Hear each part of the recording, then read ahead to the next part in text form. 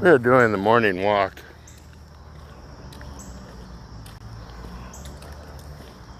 It's Sunday, everybody's asleep. And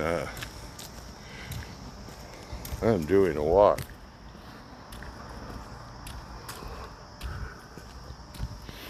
I seem to do this every day, so I don't really have any other thing to do. So I just catch the early morning, check out all these squirrels and stuff, dog turds, trees, branches, more leaves.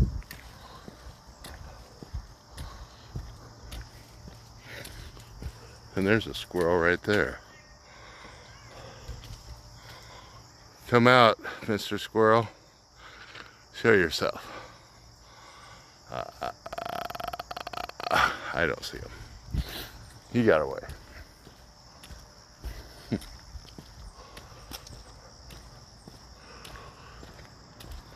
We're just walking today.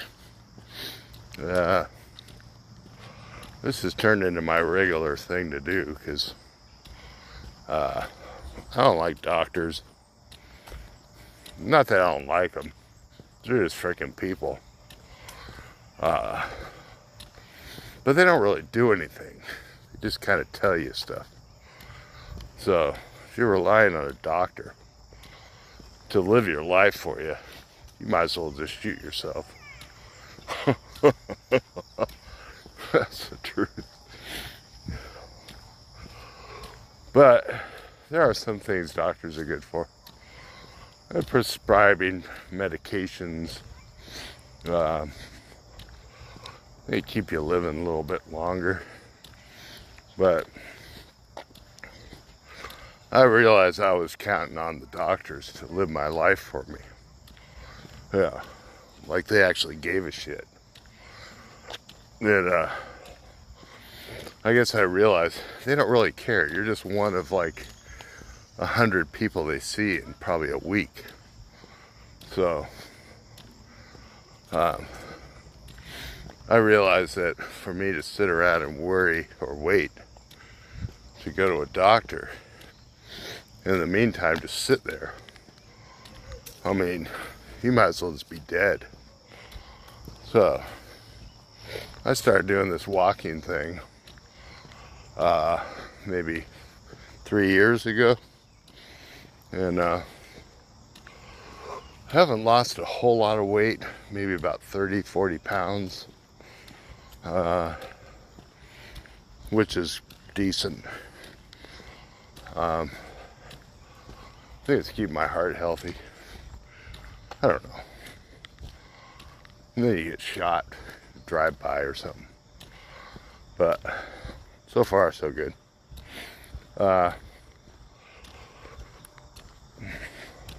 Fishing right now has been kind of slow. Went out a couple days ago. Didn't really catch anything. A couple ladies caught some fish. A couple of elderly African American or black women, whatever you would call them. Very nice ladies though. Old South type women. Funny. Hysterical actually. Because they just are. So that was the same type that was here when I was in the Marines, where there were like the bamboo poles set up on the banks of the rivers. That's long before North Carolina got inundated.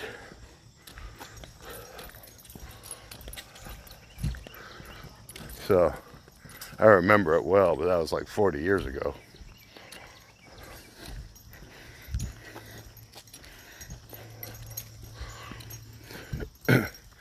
Now, North Carolina's kind of turned into this sort of well, someplace in North Carolina, turned into this kind of yuppie hipster. They try to turn it into like a hipster community. But the reality is, you'll never change old North Carolina with your cultures or attitudes, because the older, original type of North Carolina is people like farmers, you know, a lot of agriculture, stuff like that.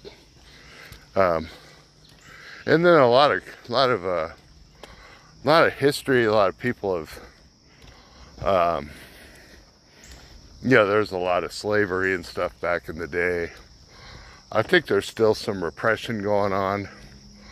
At least there's maybe repression in the poor communities where the gentrification has caused a lot of them to have to leave their homes.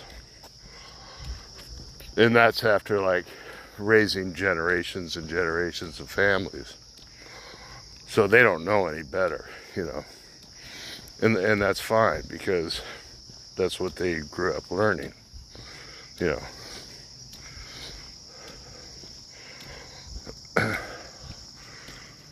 But with the influx of people, a lot of Northerners coming to North Carolina and trying to, not so much trying to change the landscape, but using the cheaper land to build like hospitals, stuff like that. So it's a lot cheaper to build here than it would be, say, out in California. So you see a lot of hospitals here, and then a lot of schools.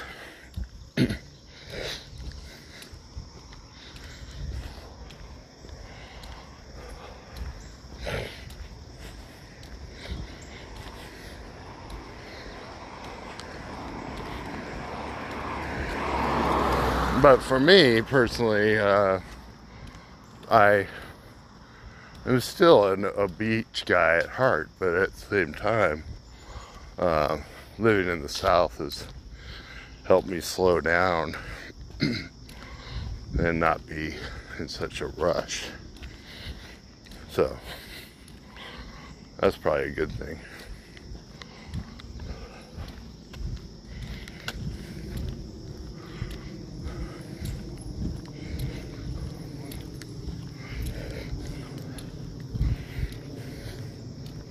And it's cheaper. So it's cheaper for certain people, demographics. I mean, being a veteran, it's yeah, I don't know. I mean, being a veteran, I guess it's kind of helped me in my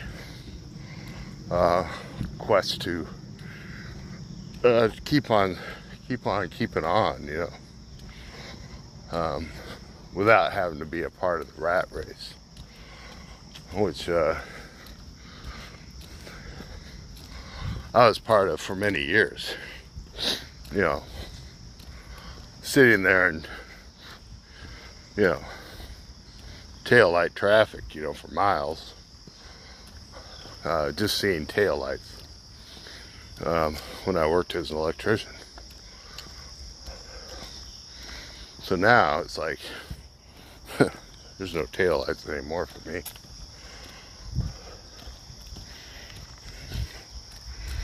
This is kind of the view here. It's actually really peaceful, especially if you walk here during the morning. It's not scalding hot yet. It will get hot, and the bugs aren't out just yet. I think they're still snoozing. Here's a squirrel in his quest for a nut, maybe.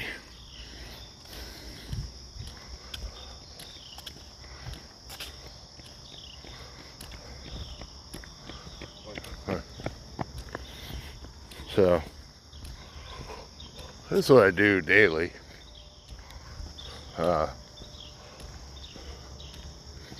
Theoretically, I could get in a car and start driving, but I just don't really have any desire anymore to take off and start driving anywhere.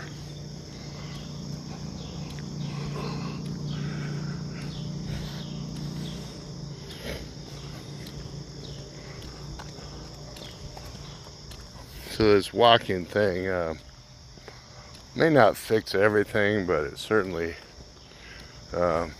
is better for me than waking up and having that cigarette. Yeah. I wake up and have that cigarette and a beer. Those days are kind of over, but definitely had times where I was sort of living like that. Cigarette and a beer in the morning. There ain't nothing better than a mouthful of sand.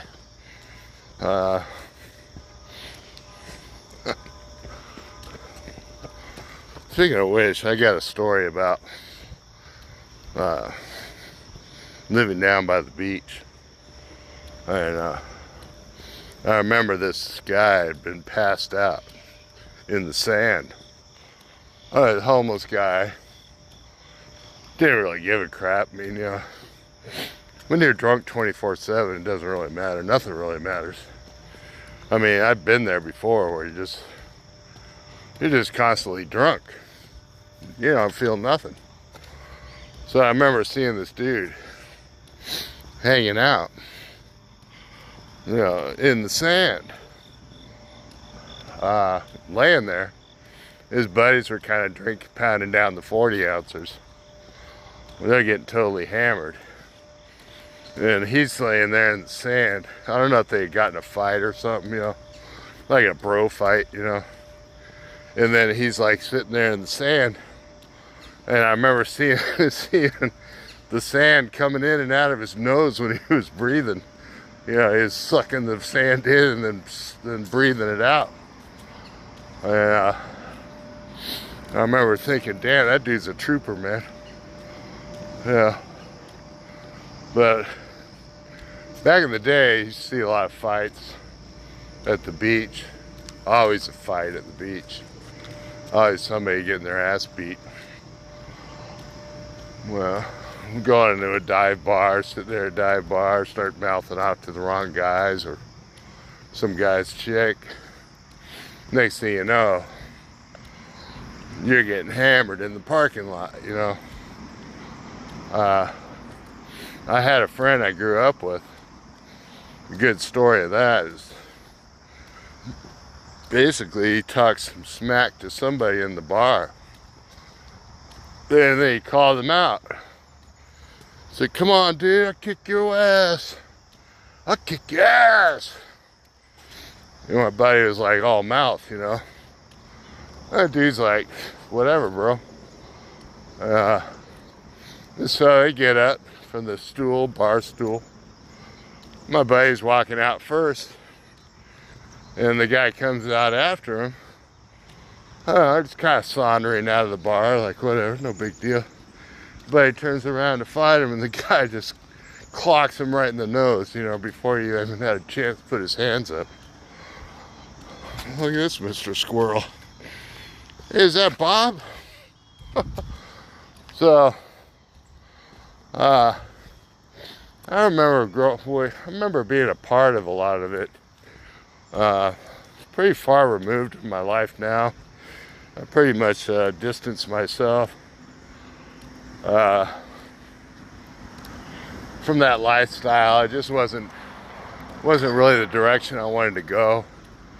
I wanted to better my life. I wanted to get like a career going, which I did as an electrician. So that really changed my whole life once I became an electrician. Stopped, just living for the next beer. So, and then I guess it's my own way of this whole behavior modification, where I was talking about earlier that relying on the doctors to live your life for you. Ain't gonna work. It's your life. And they can give you suggestions. All they're gonna do is talk to you anyway. So you gotta do the footwork. So,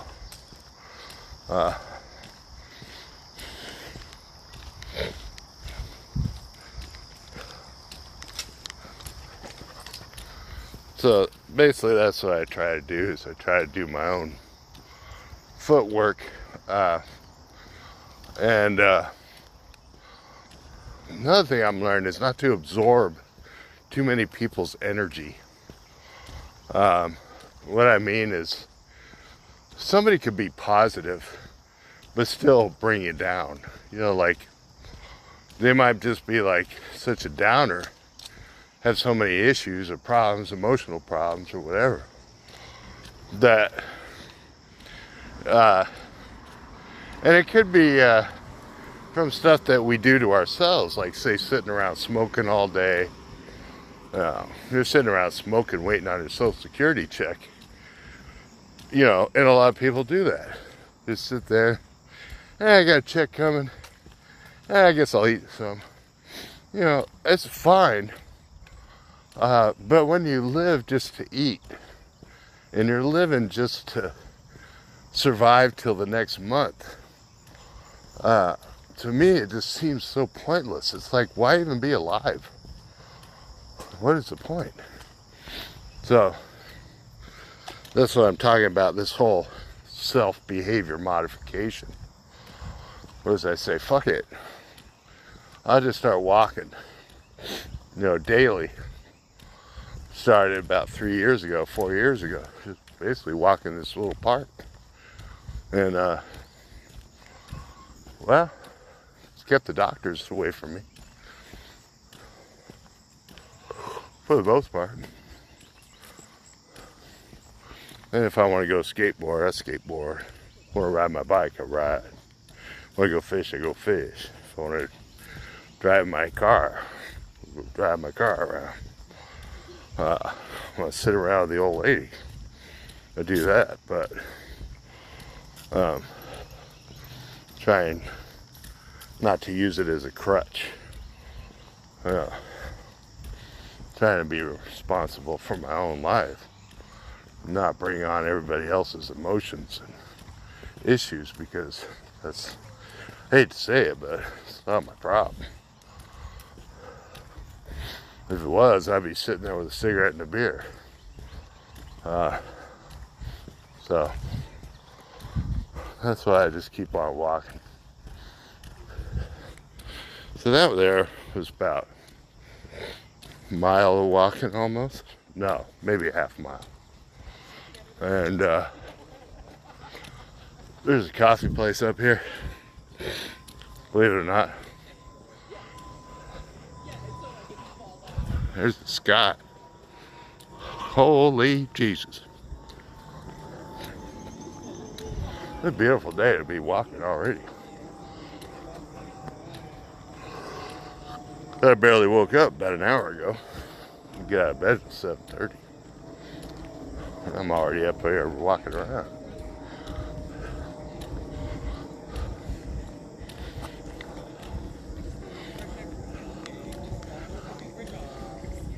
That's a freaking coffee bistro or whatever. I don't know what they call them things.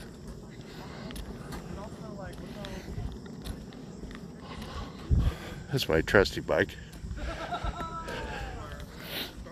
I basically ride the bike down here, lock the bad boy up, and start walking, because I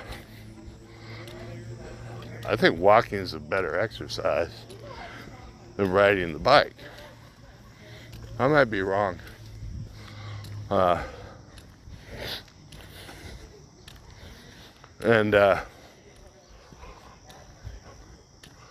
Another thing is the whole diet thing. Like, what is that? Yeah. I remember in high school, you know, we had like a diet of like bean burritos served by some old lady in a hairnet.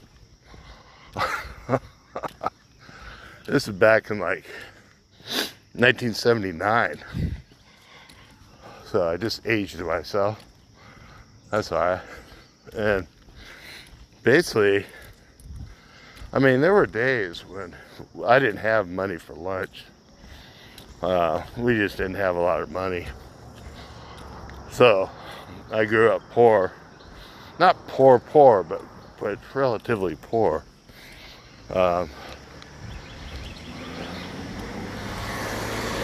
I just didn't really grow up with money being a main focus. You know, there was more of a focus on health and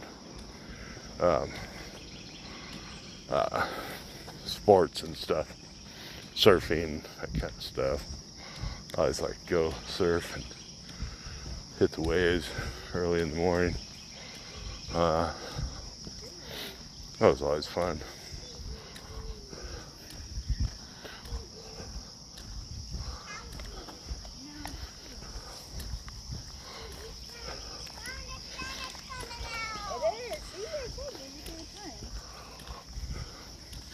But those times kind of changed due to the fact that a lot of the attitudes in the surfing community, I think around the age of 30, maybe 35, the attitude changed around from catching that big barrel to let me catch a big buzz. You know, let me see how drunk I can get at the local bar.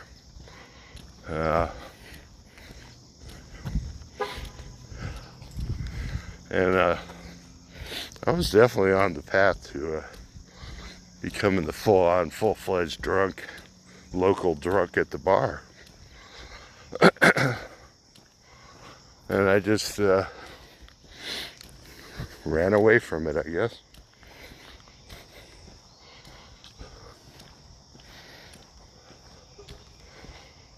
It was for a slower, easier existence.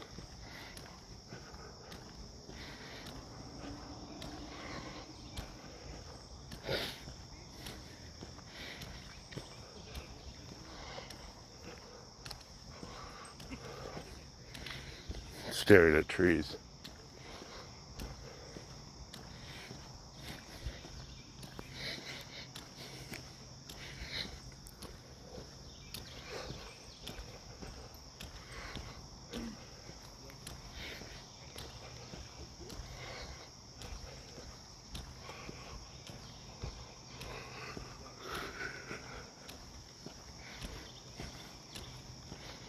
Okay. This is the final loop. This path.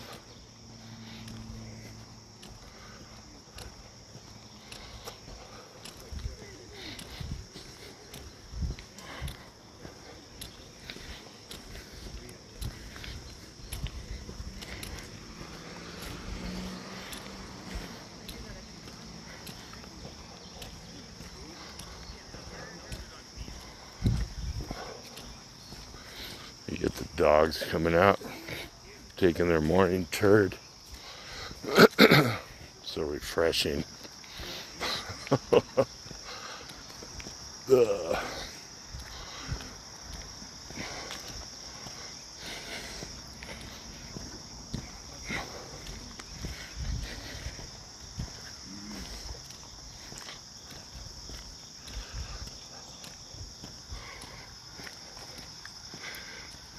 See no fire ants today. Once in a while I'll find a fire ant in here, fire ant mound.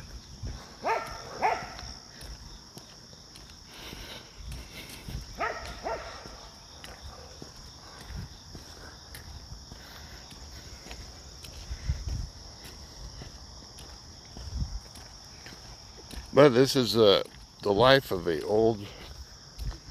not old, but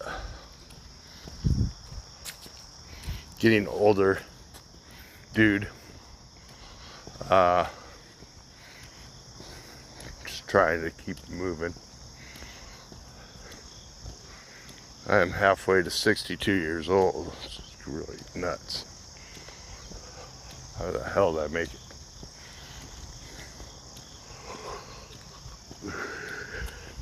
Okay, thanks for watching. This is the park somewhere, North Carolina. Not even 9 o'clock in the morning. Everybody else starting to walk too, so we got about 4 miles left to go. Alright, thanks for watching.